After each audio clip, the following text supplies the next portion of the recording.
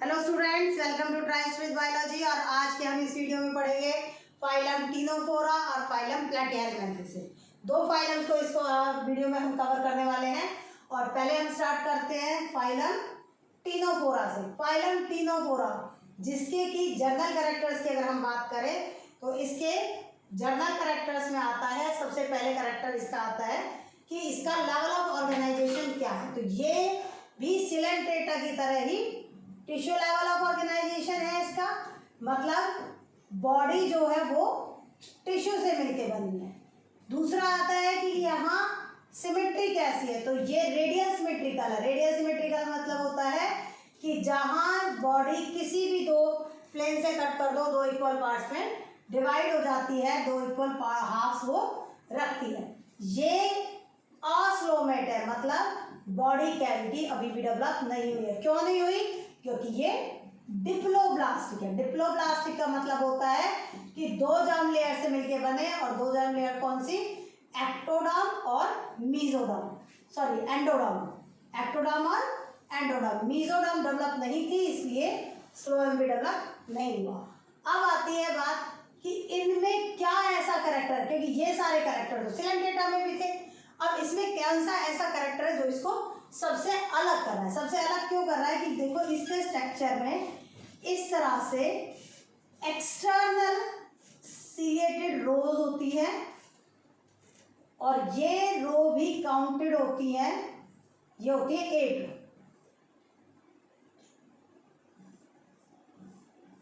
और ये 8 कॉम्प्लेक्स है। कैसी हैं? Ciliated complex. इनका मेन फंक्शन होता है लोकोमोशन, मतलब बॉडी को चला रही है। देखो जहाँ सीलिया वर्ड आ गया तो या फ्लैजिला वर्ड आ जाए तो अपने आप ही अंडरस्टूड होता है कि ये मूवमेंट में हेल्प कर रही है। तो इसकी लोकोमोशन किससे हो रही है? सीलिएटेड बॉडी की वजह, सीलिएटेड कॉम्प्लेक्स की हेल्प टू लोकोमोट। अब बात करते हैं कि इसमें जो हमने ये तो कह दिया लोकोमोशन इससे हो रही है, इसका स्ट्रक्चर कुछ ऐसा नहीं लगा, सी वॉलनट है, और इसका नाम भी ऐसा है। क्या है?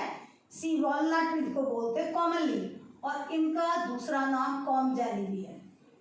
इसी स्ट्रक्चर के ऐसे दिखने की वजह से इन्हें सी वॉलनट्स और कॉम जेलीज बोला जाता है। अब बात करते हैं इसमें डाइजेशन कैसी होती है।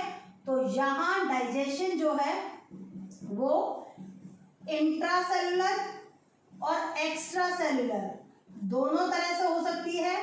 क्या? क्यों? क्योंकि यहाँ पर सेल के अंदर भी डाइजेशन हो सकती है, और हो सकता है कुछ ऑर्गेनिज्म, कुछ एग्जांपल्स ऐसे होंगे जिनमें सेल के बाहर होगी। तो हमने जब फाइलम के कैरेक्टर लेते हैं, पढ़ते हैं, तो सारे एग्जांपल्स के कैरेक्टर ये एक, कभी भी ये मत सोचना कि हम यहाँ लिख रहे हैं कि डाइजेशन इंट्रासेलुलर और एक्स्ट्रा, तो एक ही ऑर्गेनिज्म इंट्रा भी कर रहा है और एक्स्ट्रा भी कर रहा है, नहीं। उसके कुछ जो टीनोफोरा के कुछ ऑर्गेनिज्म, जो कुछ एग्जांपल्स हैं उनमें इंट्रासेलुलर होती है और कुछ में एक्स्ट्रा सेलुलर। एक बॉडी में एक ही तरह से एक्स्ट्रा जो डाइजेशन है वो होती है।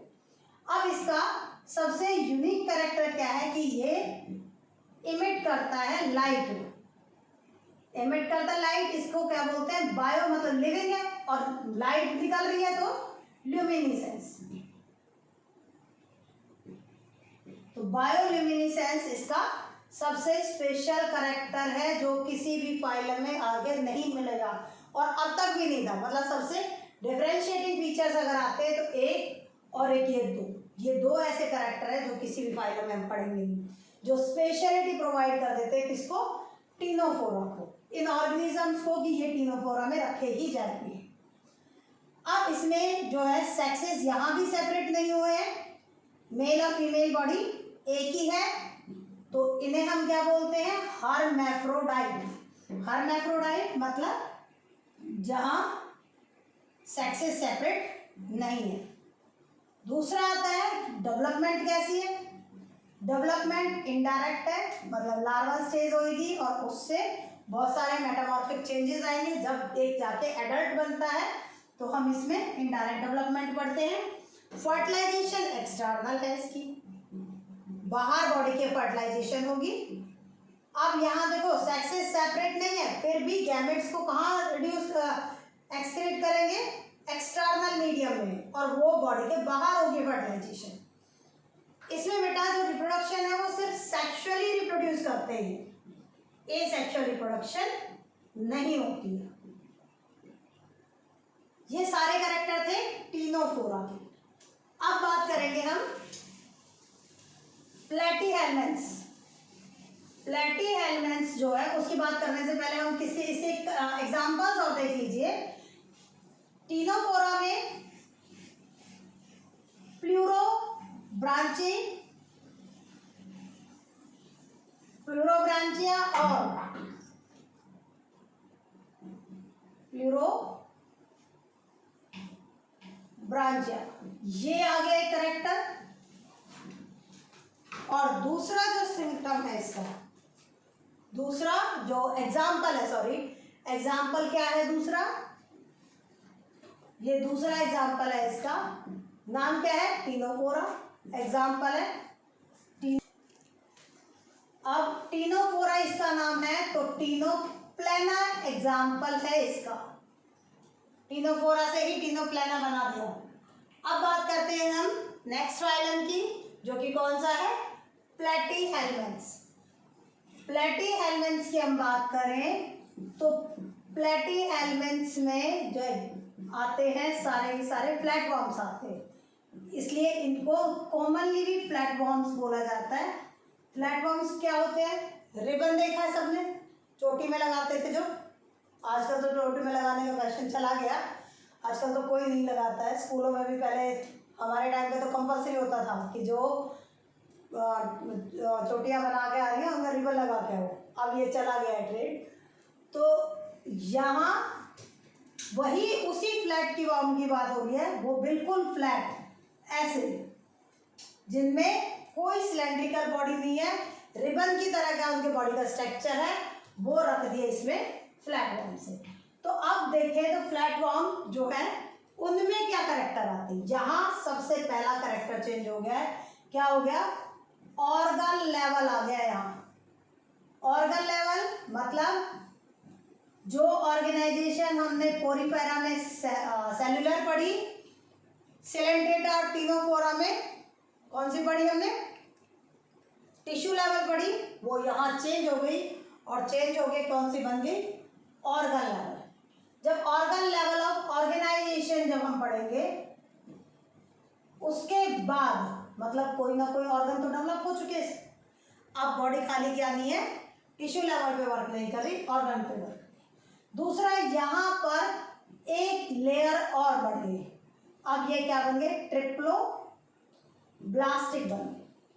मतलब अब तक जो हम एक्टोडर्म और एंडोडर्म वाले पढ़ रहे थे तीनों फाइलम में, उसके अंदर एक और लेयर ऐड होगी इन दोनों के बीच में, जिसका नाम है मेसोडर्म। मतलब बॉडी 3 लेयर से मिलकर बनी। इसमें ट्रिप्लोब्लास्टिक है, सिमेट्री इसमें आ गई बाइलेटरल। अब बाइलेटरल सिमेट्री क्या होती है, बाइलेटरल सिमेट्री अगर हम अपनी बात करें तो हमारे अंदर बाइलेटरल सिमेट्री है। देखो बेटा, हम अपनी बॉडी को अगर 2 इक्वल हाफ्स में देखना चाहते हैं तो ये वाला लॉन्गिट्यूडनल एक पार्ट है, उसी से हम 2 इक्वल हाफ्स में डिवाइड होते हैं मॉर्फोलॉजिकली।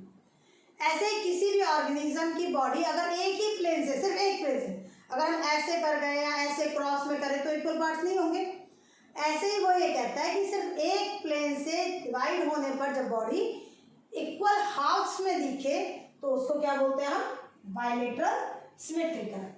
इसमें भी अभी भी स्लोन डेवलप नहीं हुआ है, भले ही मेसोडर्म आ गया है लेकिन स्लोन डेवलप नहीं हुआ है। तो ये भी क्या है, एसिलोमेट है, अभी भी क्या चल रहे हैं, ऑस्लोमेट। प्लेटीहेल्मिन्थ्स ज्यादातर कैसे होते हैं नेचर में, एंडोपैरासिटिक और एक्टोपैरासिटिक। यहाँ देखो मैं सिंपल एक पैरासिटिक वर्ड भी लिख सकता हूँ, लेकिन यहाँ एंडो और एक्टो का मतलब समझाना जरूरी था, इसलिए एक्टो और एंडो लिखा। पैरासिटिक लिखोगे तभी भी ठीक है। एंडोपैरासिटिक बॉडी के अंदर रहने वाला, एक्टोपैरासिटिक on the surface of body. तो बॉडी के ऊपर जब शक करता है कोई तो वो एक्टोपैरासिटिक है, बॉडी के अंदर घुस जाए और वहां जाके अपना फूड ले रहा है, फीड कर रहा है, तो वो एंडोपैरासिटिक है। जो वैरायटी प्लैटीहेलमिन्थ्स की ऐसी होंगी, पैरासिटिक होंगी, उनके पास ब्लड शक करने के लिए हुक्स एंड शकर्स होते हैं। भाई खून चूसना है इन्होंने, तो खून चूसने के लिए कुछ स्पेशल ऑर्गन्स होंगे बॉडी में, वो क्या है, हुक एंड शकर्स प्रेजेंट। अब बात करते हैं, जब ऑर्गन बने तो यहाँ स्पेशल सेल्स होते हैं, किसके लिए, फॉर ऑस्मोरेगुलेशन एंड एक्सक्रीशन। इसके लिए स्पेशल सेल्स कौन से हैं, वो है फ्लेम सेल्स। अब पहले यहाँ ये देखो कि यहाँ एक्सक्रीशन तो पहले भी वर्ड सुना होगा कि एक्सक्रीशन का मतलब क्या है, वेस्ट को डिस्चार्ज करना। लेकिन यहाँ ऑस्मोरेगुलेशन का मतलब क्या है?